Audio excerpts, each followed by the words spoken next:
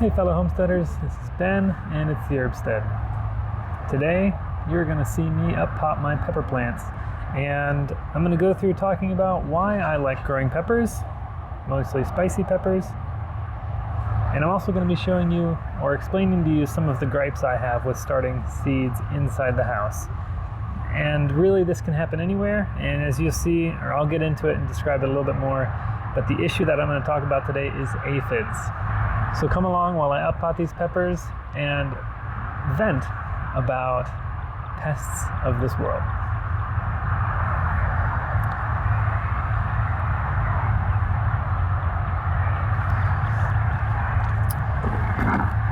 So as usual, I just went over to the side of the yard and I got a nice lovely bucket of dirt from the fill pile, and I have here my labeled started plants from earlier this year.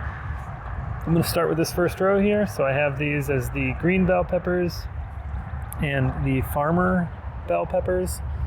I call them farmer because we got these from a farmer's market pepper. Nice, organic, locally grown.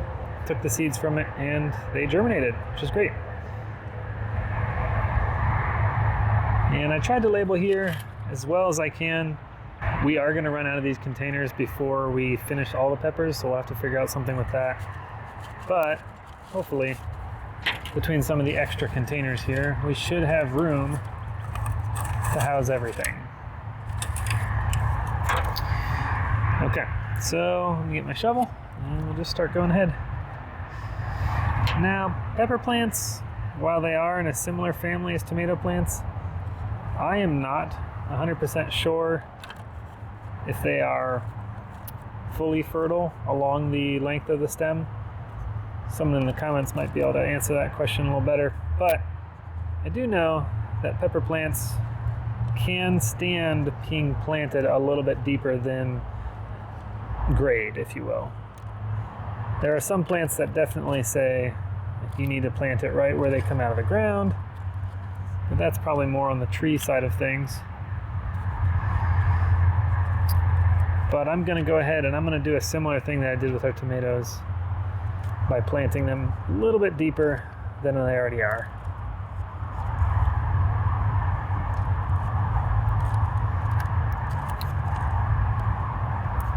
You might notice I did not get these very dry. I'm sort of doing this at a time when that mud around them is still pretty wet, which is making it a little bit more difficult to get them out in nice, even pods. But that is okay. Let's see. This might look a little bit better here.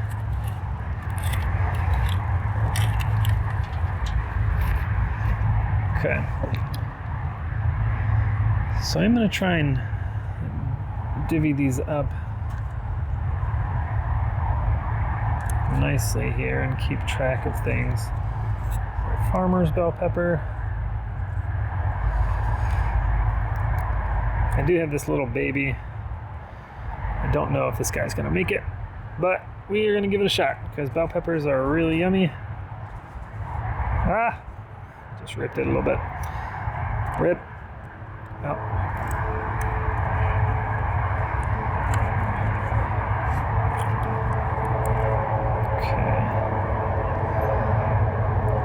Admittedly, not doing this the easiest way possible, but I'm doing it so that you guys can see it a little bit better. You're welcome.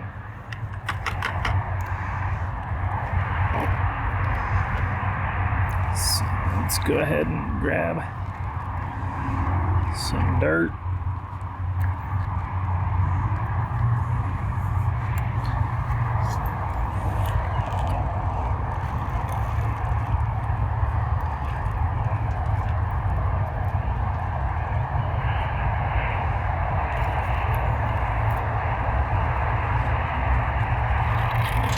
The dirt worked out fine.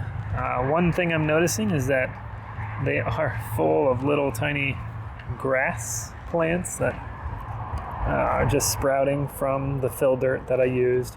I'm not surprised by that. I'm sure there are tons of weed seeds in this dirt. I'm also not really scared off by that. It just means I'll have to do a little bit of plucking before these things go in the ground so I don't spread a whole bunch of weeds into the garden beds. But really the grass seeds are tiny, and so at that size, super easy to pick out and get rid of.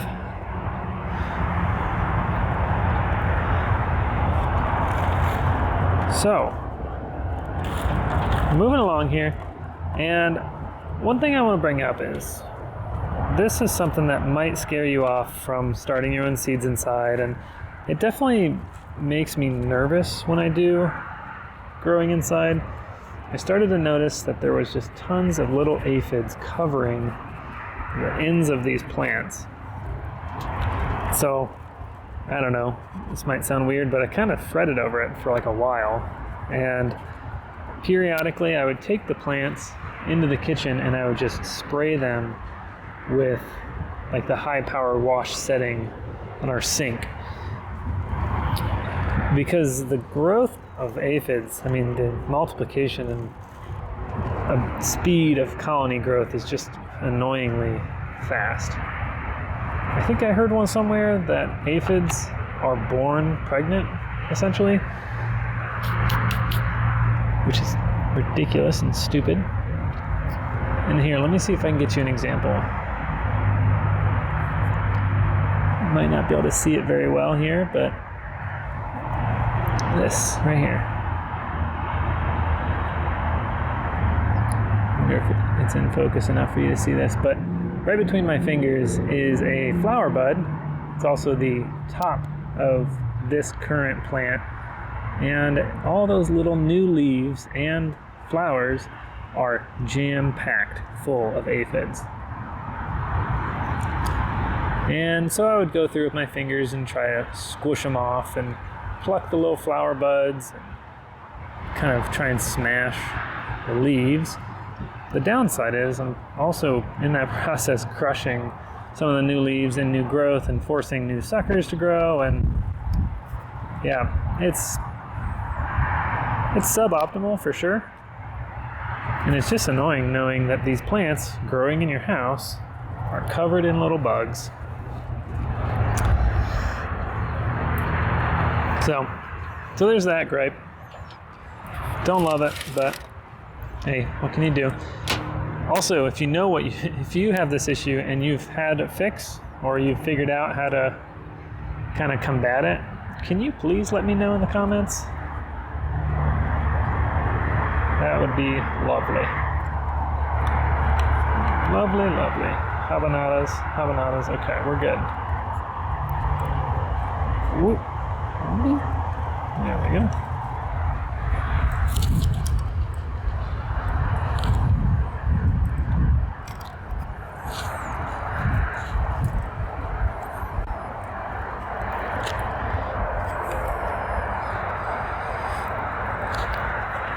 Really particularly excited about the habanada version of a pepper, breed, strain, type, however you want to call it.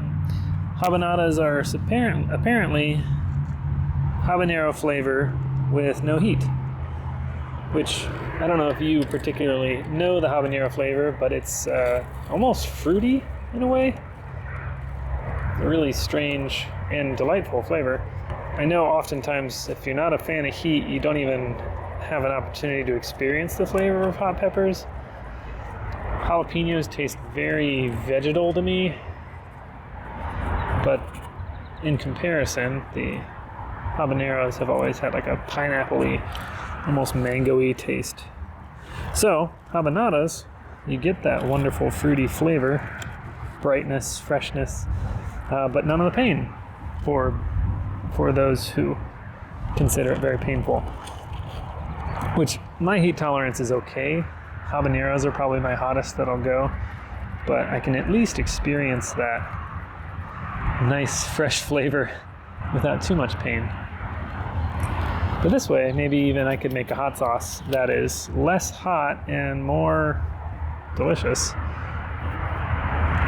Okay, so the first two, and these are habanadas, and the rest of these four are going to be our banana peppers. which, if I have to say, if you haven't followed us for long, maybe 2 years ago, I think it was when we got our most successful banana pepper plant. Two banana pepper plants. We had to be over 200 banana peppers that year, just from 2 plants. I don't know about you, but that to me was a lot. We made pickled banana peppers time and time again, and the kids absolutely devoured them. So did I.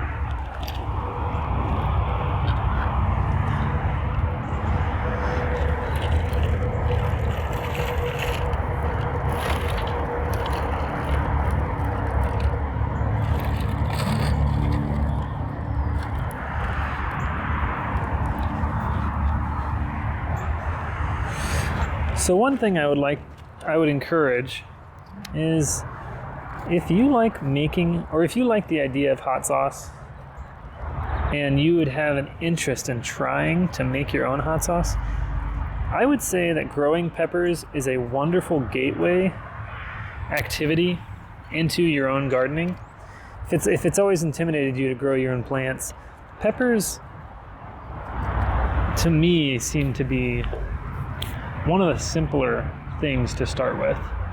Now, it might not be starting your own peppers from seeds, because that can get kind of tricky, and knowing how to save seeds is even trickier. But even if it's nothing more than just going to the store and buying a pepper plant come spring, I would encourage you to try it. I have found that homemade hot sauce, while it can be a little bit of a experiment and trial and error, it always ends up tasting better.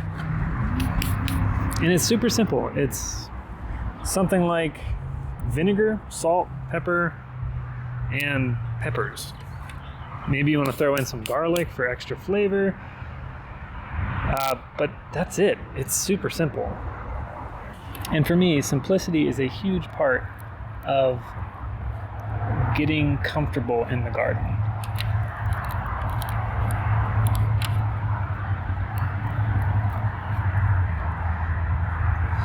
What it also does is it gets you another opportunity to learn and to grow your self-sufficiency. It might sound small, but learning to provide your own hot sauce does disconnect you one little tiny bit from a reliance on a large system that largely doesn't care about your own interests. Shouldn't care about your own interests, basically, based on the size of the needs of everyone else involved. But allows you to put your own foot on the gas pedal, if you will. Especially in the area of flavor and ingredients.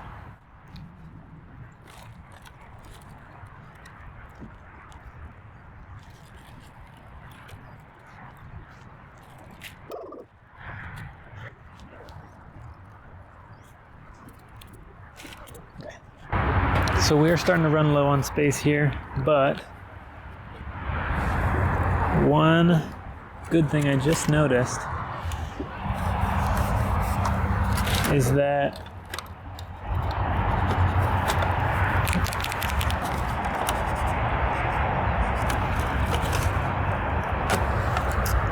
we had some peppers not perform so well, which is great, actually. In this case, due to space, I would like to not have to send these pepper plants into any more areas for their next potted up stage. I don't want to take up more space than I have to.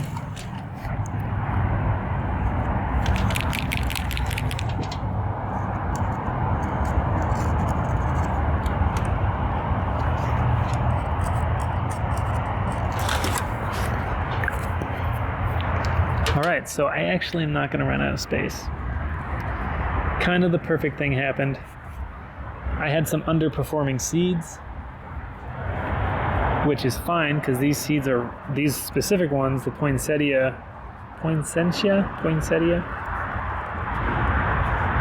makes me just want to say poinsettia, peppers. They're really tiny ones. They're kind of like heaven-facing chilies, if you've ever heard of that. They underperformed. They didn't do great, which is fine. But I was actually running out of space. So it's kind of perfect.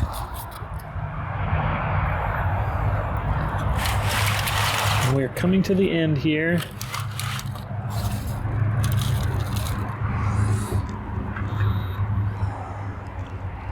This fill dirt is just great. It's great stuff. Full of bugs. I am removing those big nasty grubs that I talked about in the tomato video. But besides that, it looks like really nice, crumbly, full of worms and roly-polies stuff. So I'm really pleased. Used what you have. Another reason I would say I would recommend that you try growing your own peppers is that it kind of puts you out of your comfort zone sometimes if you choose to buy out of your comfort zone pepper plants. And it opens up opportunity for you to find out new things. Namely, it could prove to you that you in fact don't kill everything that you touch, or every plant that's alive around you doesn't actually just go dead. Now, it does require some intentionality, some thoughtful shepherding, but you might surprise yourself. Personally, my drive for good hot sauce is one of the key factors in me taking care of my pepper plants. I love hot sauce.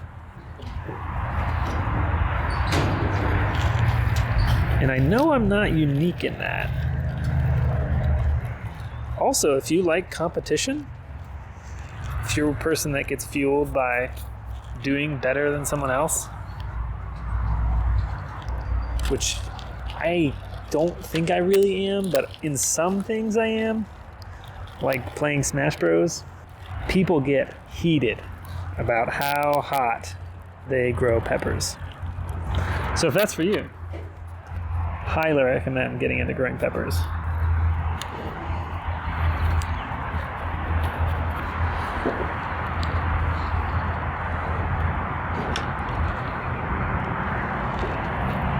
There is almost a sub-community in itself of growers who, not almost, there definitely is, who only grow hot peppers, and they love sharing secrets, they love sharing seeds and techniques and all sorts of interesting tips and tricks. I personally think peppers are just one piece of a really lovely homestead and farm and or food source, so I don't go super hard on it, but hey, maybe that's for you. And you'll never find out if you don't give it a try. All right, we're on our last ones. These ones are cayennes. If anything does well, I hope it's these, because you can always use more cayenne in your life.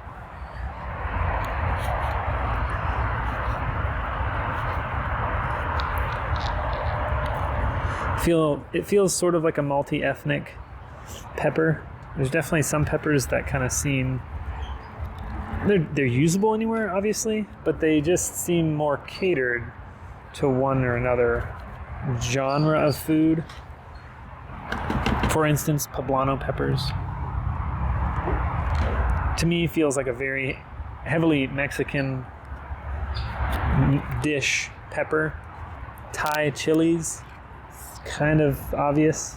Obviously, you can use anything anywhere. Jalapenos, certainly to me, comes off as a Mexican pepper, Mexican food pepper. Not that there's anything wrong with that, because Mexican food is divine. Cayenne kind of fits the bill for anything. You want a little spicy spaghetti sauce? Boom, cayenne. You want to heat up your curry? Boom, cayenne. Did you run out of hot sauce and you need something for your burrito night? Boom, cayenne powder. It's just heat. Now, I guess you could also say it's just heat, where it's not a ton of flavor like those other peppers. And maybe that's really, to me, the reason why it's so versatile.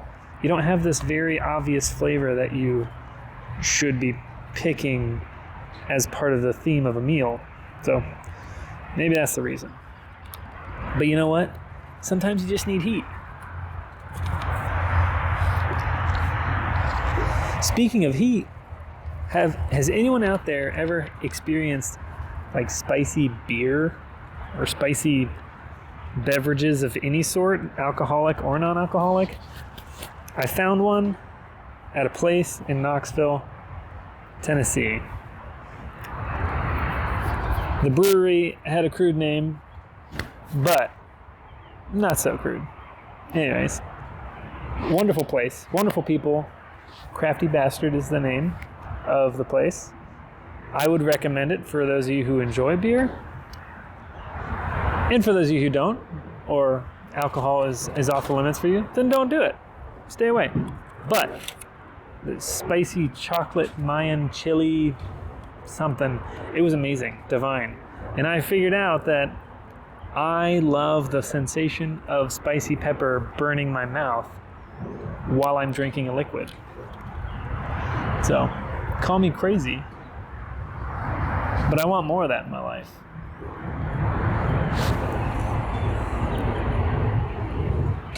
You know what? I bet actually habaneros would probably be really good for that.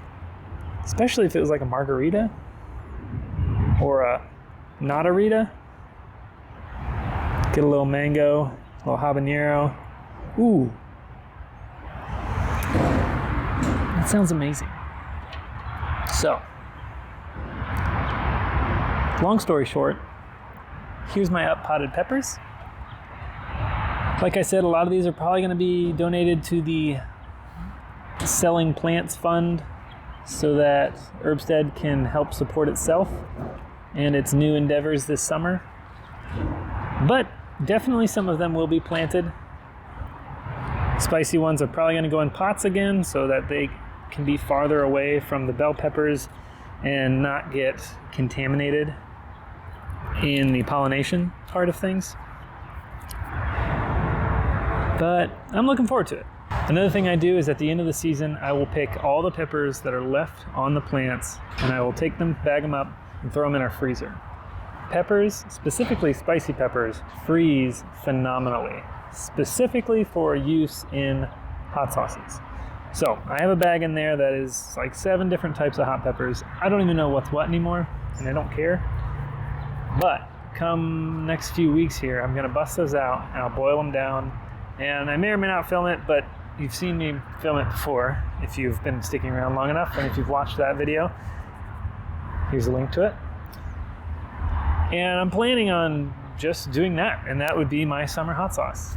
And usually it makes 2 bottles, which is probably like a liter of hot sauce, which is a lot of liquid. So it goes for a long way. And then honestly, by the time I'm either getting tired of it or coming to the end of the first bottle, that's usually when new fresh peppers have started to grow. And kind of the process starts all over. We don't do a lot of cooking with the peppers themselves, since I said I'm kind of the only one that eats spicy peppers. But every once in a while, I just dice it up, throw it into some scrambled eggs for breakfast in the morning. Well, that's all I have for today. Thank you for joining me as I up-potted these peppers. And let's see how these things grow. We're going to place them in the greenhouse next to the tomatoes. And we're just going to kind of let them do their own thing. Going to keep them watered. I'll probably be putting them back in the tray that they came in. This tray here. And I'm going to go ahead and see if this fits.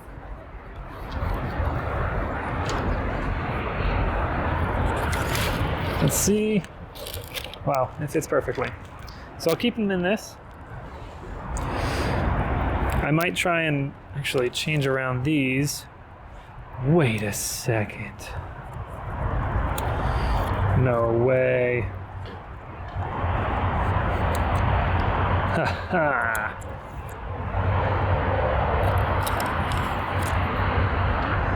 If I do this and I just change this around, throw this kale stickers out. Who needs kale? All of our kale did terribly.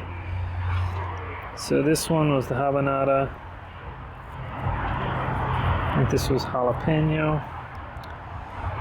There was some poinsettia ones back there.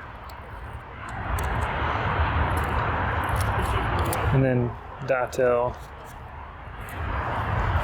or what was it? Is this way. And let's double check our work. Farm bells, habanadas. Yep.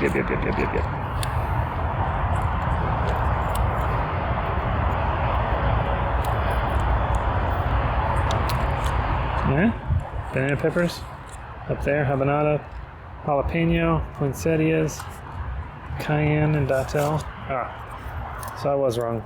Okay. What do you know? These stickers still came in use. Okay, so hacks for the day. Get these little sticky note plastic tab things. Get yourself a chalk marker. It writes wonderfully on plastic, as well as being able to rub off really easily. Get yourself a couple trays. Get yourself some LED lights and warming pads. You don't need to get grow lights. You don't need to expend all of that money on the really fancy full spectrum grow lights, because you're not growing the full plant for its whole life cycle. You don't need to make sure that the light gets all of those special things that the marketing tells you it does. Cheap grow lights are easy to come by. Warming pad, also easy to come by. Water should be easy to come by. And you're kind of set. Growing your own peppers inside your house should be easy to do. If not, go buy a pepper. And then watch it grow, get some yummy hot peppers out of it, and try and save some seeds. See if that works for you.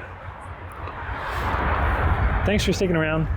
I'm Ben, this is the Urbstead, and as always, grow on.